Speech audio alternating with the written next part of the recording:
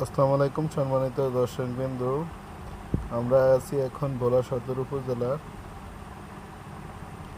কৃষি অফিস এর প্রাঙ্গণে।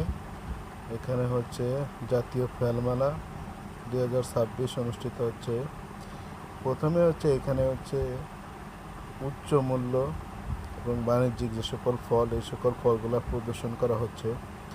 এখানে আম আছে, তারপরে ড্রাগন আছে, আপেল আছে, মালটা আছে, কমলালেবু আছে, এছাড়াও অন্যান্য উচ্চ মূল্যের অনেক ফল। তার পরবর্তীতে যে স্টলটা আছে এটা হচ্ছে দেশি অপ্রচলিত ফল যেগুলো হারিয়ে যাচ্ছে।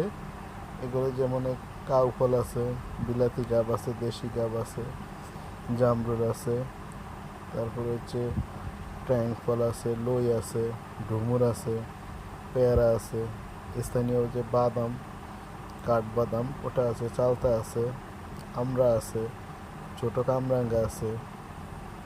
এ সকল ফলগুলো আমাদের মাছ থেকে আস্তে আস্তে দিন দিন হারিয়ে যাচ্ছে।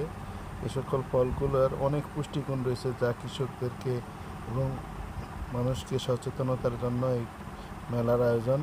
এর পরবর্তীতে যে স্টলটা রয়েছে এটা হচ্ছে দেশি ফল, যেগুলো আমাদের এলাকায় অ্যাভেলেবেল পাওয়া যায়, যেমন কলা, কাঁঠাল, তারপরে বিচি কলা,